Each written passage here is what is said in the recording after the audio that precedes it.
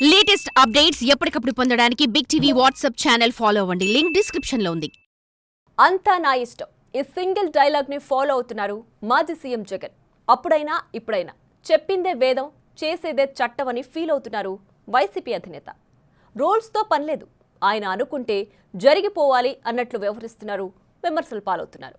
Assembly సమావేశాలు బహిష్కరిస్తున్నట్లు ప్రకటించిన జగన్ నిర్ణయం కరెక్టేనా? జగన్ నిర్ణయంపై సొంత పార్టీ నేతలే అసంతృప్తితో ఉన్నారా?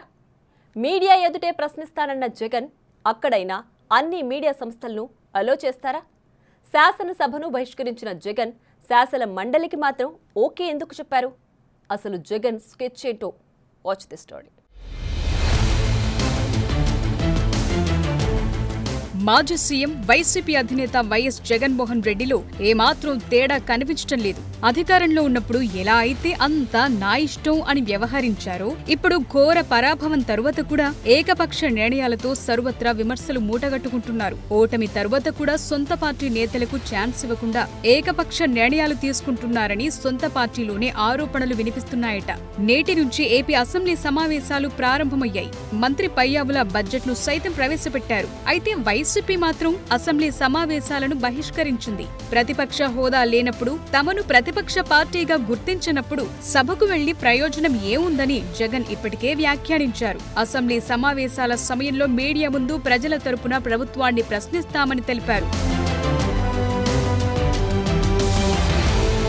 ఈ రోజు అసెంబ్లీ సమావేశాలు ప్రారంభమైన తరుణంలో ఎమ్మెల్యేలతో వైఎస్ జగన్ సమావేశమయ్యారు. ప్రతిపక్ష హోదా కోరుతూ కోర్టులో పిటిషన్ వేసినట్లు ఆయన వెల్లడించారు. కౌంటర్ కు స్పీకర్ సమాధానం ఇవ్వటం లేదని, ఏపీ అసెంబ్లీలో ఉన్న ఏకైక ప్రతిపక్షం వైసీపీ అంటూ చెప్తున్నారట జగన్. వైసీపీకి ప్రతిపక్ష హోదా ఇవ్వటానికి కూటమి ప్రభుత్వం ముందుకు రావటం లేదని జగన్ విమర్శలు చేస్తున్నారట. తనను ప్రతిపక్ష నేతగా గుర్తించడం లేదంటే మైక్ ని ఇవ్వబోమని అధికార పక్షం చెప్పినట్లేనని కామెంట్స్ చేస్తున్నారట.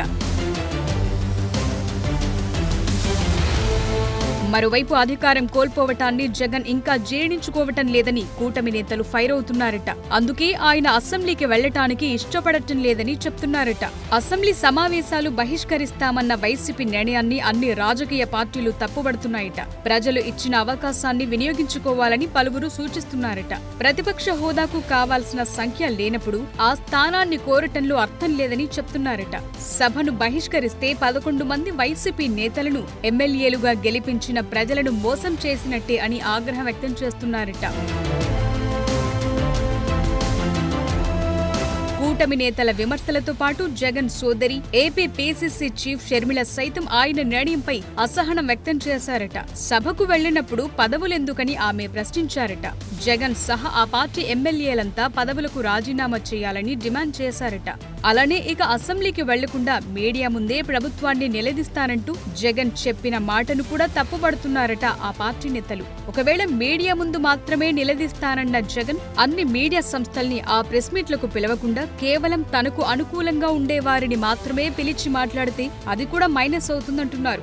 సభకు వెళ్లొద్దని మాజీ సీఎం జగన్ తీసుకున్న నిర్ణయం అస్సలే కరెక్ట్ కాదన్న వాదన సర్వత్రా వినిపిస్తోందట.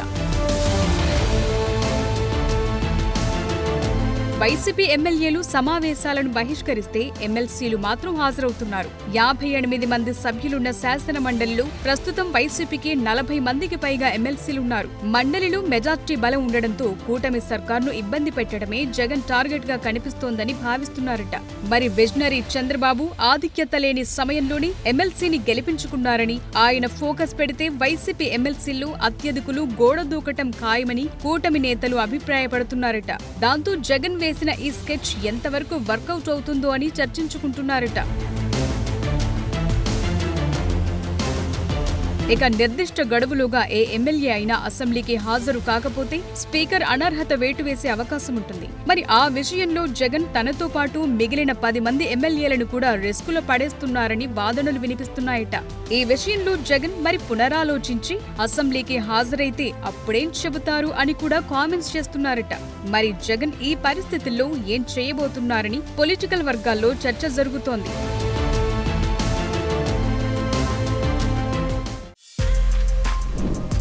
For more videos like this, subscribe Big TV channel.